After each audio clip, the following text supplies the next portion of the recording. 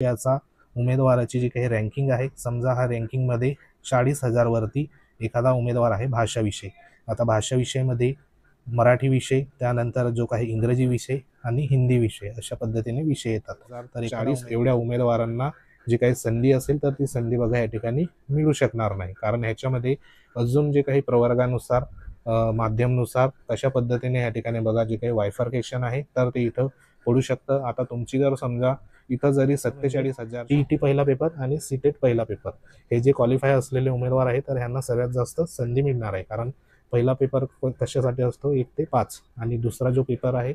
नमस्कार मित्रांनो, शिक्षक भरती 2025 मध्ये जी काही पदभरती सध्या बघा होणार आहे तर त्याच्यामध्ये सध्या जे काही वेगवेगळे चेंजेस आहे तर ते आपल्याला मिळणार आहे. आता ह्याच्यामध्ये बरेचसे जे काही शिक्षक भरतीचे पूर्वीचे जे नियम होते त्या नियमामध्ये देखील सध्या बघा या ठिकाणी बदल होऊ शकतात आणि त्या अनुषंगाने ज्या काही मागण्या आहेत तर त्या मागण्या देखील होताना आपल्याला पाहायला मिळत आहे. त्याच्यामध्ये सर्वात महत्त्वाची जी मागणी आहे ती म्हणजे एक पद एक त्या ठिकाणी उमेदवार. म्हणजे मागच्या वेळेस जी काही 2022 ची पद भरतीमध्ये 5-5, 6-6, 10 एकच उमेदवार सध्या बघा त्या ठिकाणी लिस्टमध्ये निवडला गेला, जेणेकरून त्या ठिकाणी जो काही ऑलरेडी सिलेक्टेड उमेदवार होता त्या उमेदवारांनी पुढचं जे काही त्याचं ह्या ठिकाणी वरिष्ठ वर्ग असेल तर त्या वर्गावरती प्रेफरन्स दिल्यामुळे सध्या तोच उमेदवार आपल्याला प्रत्येक ठिकाणी पाहायला मिळाला. आणि अशामुळे कमी मार्क असलेले जे काही उमेदवार होते, जे होप्स ठेवून होते की आमचं कुठंतरी निवड होईल, तर अशा उमेदवारांना त्या ठिकाणी बघा निवडीची संधीपासून वंचित राहावं लागलं. तर आताच्या शिक्षक भरती 2025च्या शिक्षक भरतीमध्ये तसं न होता एका उमेदवाराला एकदा ह्या ठिकाणी बघा जे काही संधी असेल निवडी संदर्भात तर ती मिळावी, त्या अनुषंगाने ह्या ठिकाणी जे काही पाठपुरावा आहे तर तो देखील सुरू झालेला आहे. आता ह्याच्यामध्ये आपल्याला माहिती आहे की मध्यंतरी सध्या जो काही न्यू संच मान्यता संदर्भात जो निकाल आहे तर तो निकाल सध्या बघा या ठिकाणी लागलेला आहे. आता जी काही पदभरती असेल तर त्याच्यामध्ये आपल्याला सर्वात महत्त्वाचं बिंदू नामावली संदर्भात बघा या ठिकाणी जी काही अपडेट असेल तर ती अपडेट सध्या करावी लागते आणि त्याच्यामध्ये नवीन संच मान्यतेचे नवीन निकष आहे तर त्या निकषानुसार सध्या जी काही पदं असेल तर ती पदं आता कमी जास्त आपल्याला पाहायला मिळणार आहे. आता ह्याच्यामध्ये जी काही जवळपास जी काही पदं असणार आहे तर ती पदं ह्या ठिकाणी नवीन संच मान्यतेनुसार थोड्याफार कमी प्रमाणात देखील या ठिकाणी आपल्याला येऊ शकतात, कारण ऑलरेडी जे काही अतिरिक्त झालेले शिक्षक आहे तर ते शिक्षकांचं समायोजन त्या ठिकाणी रिक्त पदामध्ये होणार आहे. तर सध्या कमीत कमी जरी ह्या ठिकाणी पदभरतीच्या अनुषंगाने जे काही ह्या ठिकाणी विदाऊट म्हणजे जे विदाऊट इंटरव्ह्यू संदर्भात जर वेकेन्सी आली, जिल्हा परिषद असेल, मनपा असेल, तर नेमकी किती मार्कापर्यंत सध्या बघा या ठिकाणी जो काही होप्स असेल तर तो होप्स सध्या बघा उमेदवार ठेवू शकतो, कारण बरेच उमेदवार सध्या चिंतेमध्ये आहे. त्यांना जो काही स्कोर मिळाला आहे तो स्कोर सध्याच्या घडीला या ठिकाणी सेफ आहे किंवा नाही हे प्रत्येक उमेदवाराला या ठिकाणी बघा जाणून घ्यायचे आहे. तर सध्या किती मार्कपर्यंत तुम्ही होप्स ठेवू शकतात, कारण शिक्षक भरतीचे वेगवेगळे नियम सध्या बघा आता या ठिकाणी होताना पाहायला मिळत आहे. आता ह्याच्यामध्ये नेमकी पदं जी आहे तर ती पदं नवीन संच मान्यतेनुसार किती येणार तर ते सध्या बघा या ठिकाणी अजूनपर्यंत सध्या क्लिअर झालेलं नाही. तरी देखील एक अंदाज म्हणून आपण ह्या व्हिडिओच्या माध्यमातून जे काही नवीन संच मान्यतेनुसार नेमकी किती पदं येऊ शकतात त्याच्यानुसार जो काही तुम्हाला किती मार्कापर्यंत या ठिकाणी होप्स ठेवू शकतात ते तुम्हाला ह्या व्हिडिओच्या माध्यमातून आपण ॲनालिसिस करणार आहोत. तत्पूर्वी तुम्ही जर आपल्या चॅनलवर नवीन असाल तर चॅनलला आवर्जून सबस्क्राईब करून घ्या, बाजूला बेल आयकॉन आहे त्याला देखील प्रेस करा. तर सुरू करूया. या ठिकाणी बघा महत्त्वाचं सर्वात आधी जे काही उमेदवार आहे तर ते उमेदवार सध्या बघा किती मार्कापर्यंत आपले जे काही कॉम्पिटिटर आहे तर ते कॉम्पिटिटर सध्या या ठिकाणी असणार आहे. तर ह्याच्यामध्ये आता सर्वांना प्रत्येकाचा जो काही स्कोर आहे तर तो स्कोर वैयक्तिक सध्या माहिती आहे. त्यानंतर आपल्या एकंदरीत जे काही प्रवर्गानुसार आपण कोणत्या ह्या ठिकाणी बघा रँकिंगमध्ये आहे ते देखील जवळपास विद्यार्थ्यांना माहिती आहे. तर हा जो काही सध्या चार्ट आहे तर ह्या चार्टमध्ये संपूर्ण जे काही उमेदवार आहे म्हणजे या ठिकाणी 2,10,000 प्लस जे काही उमेदवार आहे तर त्या उमेदवारांचा इथं डेटा घेण्यात आलेला आहे. आता ह्याच्यामध्ये जर आपण इथं विचार केला तर आपल्याला माहिती आहे की 190 मार्काचा जो काही उमेदवार आहे तर तो सध्या टेट 3 मध्ये या ठिकाणी हायेस्ट आपल्याला पाहायला मिळतोय. आता ह्याच्यामध्ये जर आपण विचार केले तर ह्या ठिकाणी बघा संपूर्ण जे काही उमेदवारांचा डेटा आहे त्याच्यामध्ये 180च्या वरती जे उमेदवार आहे तर ते किती उमेदवार आहे तर 12 उमेदवार आपल्याला 180च्या वरती इथं पाहायला मिळते. आता हे जे 12 उमेदवार आहे तर हे प्रत्येक प्रवर्गाचे ह्या ठिकाणी असणार आहे, बरोबर. म्हणजे इथं कोणत्या प्रवर्गाचे किती ते आपण मागे आपल्या जे काही यूट्यूबवरती वेगवेगळे व्हिडिओ आहे ते देखील तुम्ही बघू शकतात. वैयक्तिक जे काही तुमच्या प्रवर्गानुसार देखील ॲनालिसिस करण्यात आलं आहे. आता हे संपूर्ण ऑलमधून ह्या ठिकाणी उमेदवार आहे. त्यानंतर 170 ते ह्या ठिकाणी 179 म्हणजे 10-10 मार्काचा आपण इथं गॅप केलेला आहे. तर ह्या 10 मार्कांमध्ये जो काही गॅपमध्ये म्हणजे 170 पासून तर 179 पर्यंत 106 उमेदवार सध्या बघा आपल्याला इथं पाहायला मिळत आहे. आणि टोटल जर बघितले 170 पासून जे वरचे म्हणजे 190 पर्यंत जर बघितलं तर 118 उमेदवार आपल्याला इथून 170 ते 190 पर्यंत आपल्याला एकूण किती उमेदवार पाहायला मिळत आहे तर 118. आता हे 118 सर्वे ऑल असणार आहे, बरोबर. आपण सर्वे ऑल बघतोय. त्यानंतर इथं 160 पेक्षा जास्त जर उमेदवार बघितले आपण 160 ते 169चे 441 उमेदवार आहे. आणि जर इथून 160 पासून जर वर संपूर्ण 190 पर्यंत जर बघितले तर टोटल जे उमेदवार आहे तर ते उमेदवार म्हणजे ह्या ठिकाणी 559 एवढे उमेदवार सध्या बघा इथं पाहायला मिळत आहे.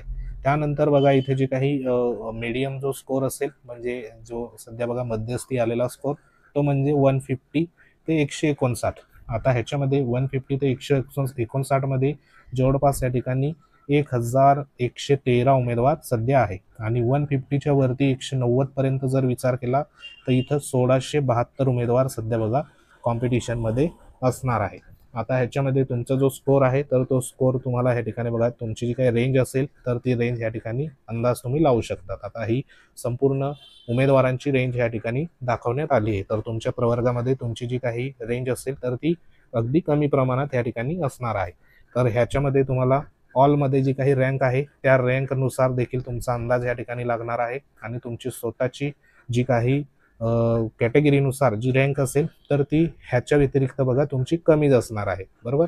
जर तुम्ही इथं 559 मध्ये जर असाल तर तुमच्या प्रवर्गामध्ये तुम्ही अगदी टॉप 10 मध्ये देखील सध्या बघा या ठिकाणी असू शकतात. म्हणजे आपल्या परीने या ठिकाणी तुम्ही ॲनालिसिस करायचं आहे. तुमचा स्कोर असेल तो देखील तुम्ही इथं कमेंट करू शकतात.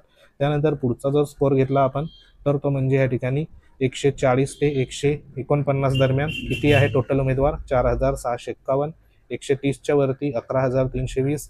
110च्या वरती जे काही उमेदवार आहे तर ते आहे 24700 या ठिकाणी 17 उमेदवार म्हणजे 110 पासून ते 190 पर्यंत एवढे उमेदवार क्वालिफाय आहे. आणि 100 पासून जर पुढे आपण संपूर्ण उमेदवार बघितले ज्यांना 100 पासून ते 190 पर्यंत असे उमेदवार किती आहे तर ह्या ठिकाणी 77,040 एवढे उमेदवार सध्या आपल्याला 100 पासून वरती पाहायला मिळत आहे. आता ह्या ठिकाणी ज्या काही वेकेन्सी आहे तर त्या वेकेन्सी आपल्याला ह्या ठिकाणी आल्या तर जे काही 77,040 एवढ्या उमेदवारांना जी काही संधी असेल तर ती संधी बघा या ठिकाणी मिळू शकणार नाही. कारण ह्याच्यामध्ये अजून जे काही प्रवर्गानुसार माध्यमनुसार कशा पद्धतीने ह्या ठिकाणी बघा जे काही वायफर्केशन आहे तर ते इथं पडू शकतं. आता तुमची जर समजा इथं जरी 47,000च्या मध्ये जरी तुमची रँकिंग असेल तरी देखील तुम्हाला संधी ह्या ठिकाणी बघा मिळू शकते.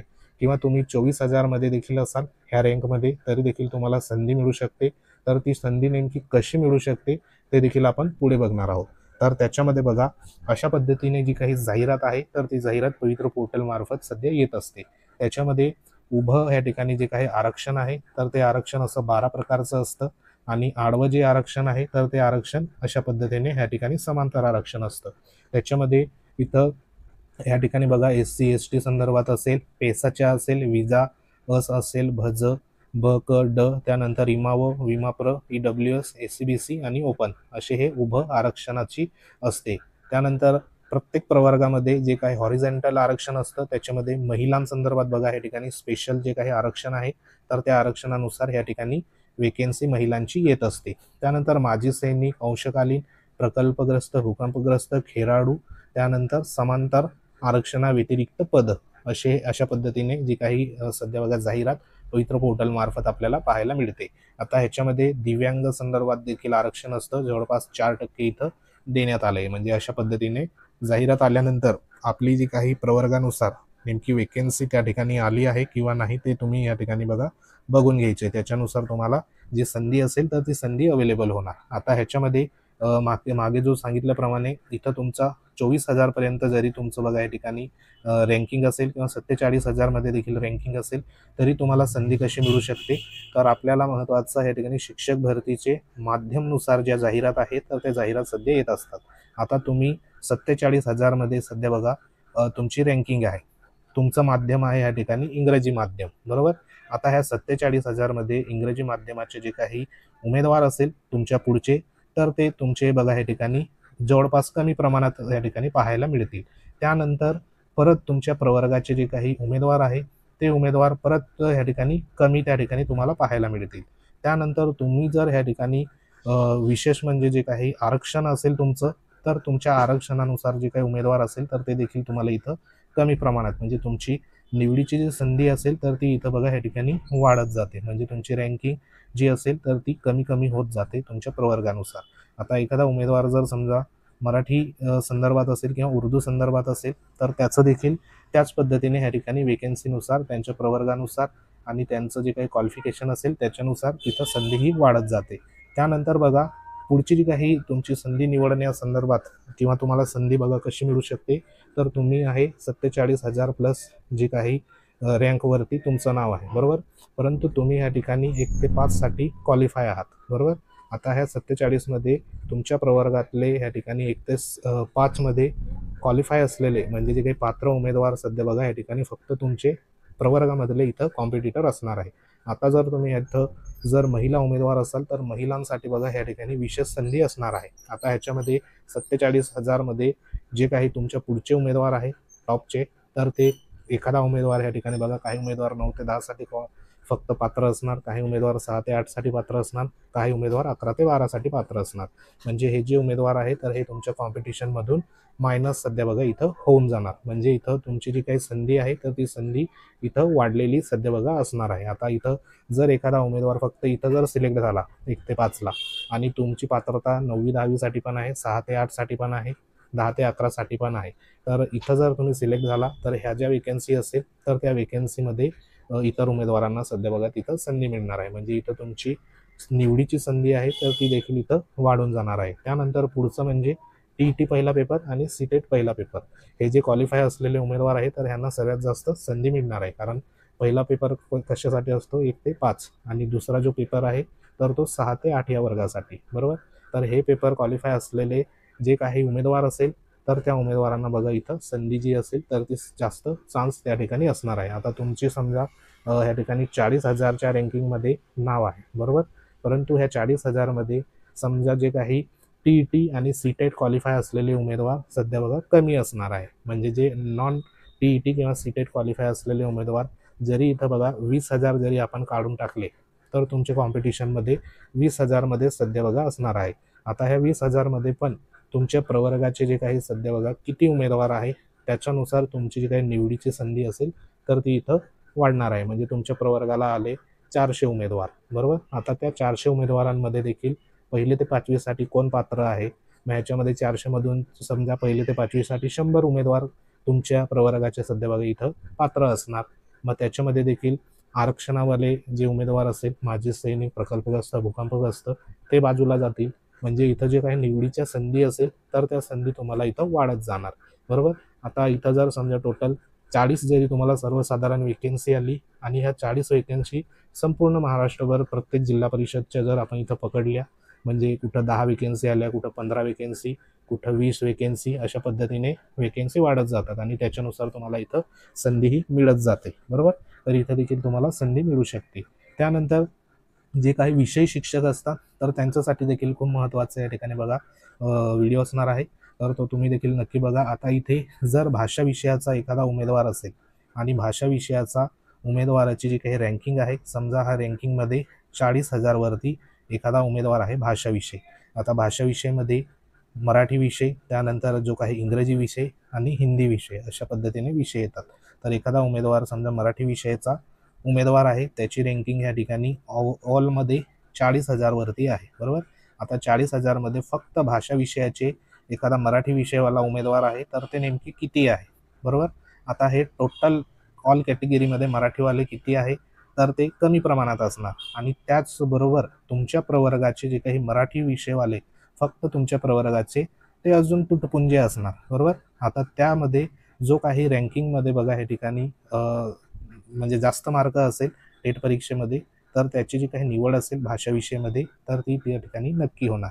आता ह्या 40,000 मध्ये निम्मेच्या वरती म्हणजे 70 ते 80% जे उमेदवार आहे तर ते इतर विषयाचे किंवा इतर गटाचे 1ली ते 5वी असेल 6 ते 8 साठी हे उमेदवार असणार. म्हणजे इथं तुमचं 70-80% असंच कॉम्पिटिशन इथं कमी होऊन जातं. म्हणजे फक्त तुमचं कॉम्पिटिशन कोणासोबत असणार, ज्यांचं मराठी विषय आहे भाषा संदर्भात त्यांच्याच बरोबर तुमच्या प्रवर्गातील उमेदवारांसोबत तिथं असणार आहे, जर तुमच्या प्रवर्गाची वेकेन्सी आली.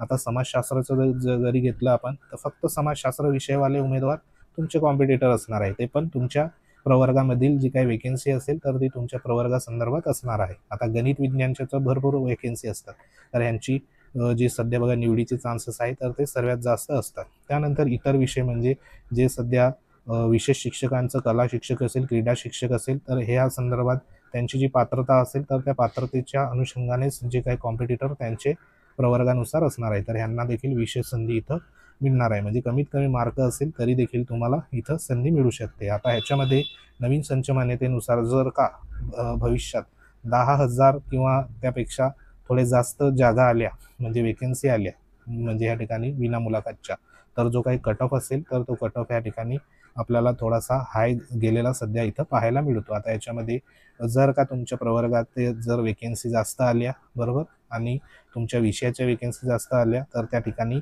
तुम्हाला जी काही संधी असेल तर ती संधी इथं मिळू शकते. आता याच्यामध्ये जर का उमेदवार जास्तीत जास्त उमेदवार ओपन प्रवर्गामध्ये या ठिकाणी जर पात्र जर झाले म्हणजे जे 60% TET किंवा सीटेट घेऊन तर ते या ठिकाणी ओपनमध्ये सिलेक्ट होणार आणि तुमच्या प्रवर्गाचे वेकेन्सी असेल तर ती त्या ठिकाणी तुमच्यासाठी रिक्त बघा ते इथं राहू शकते.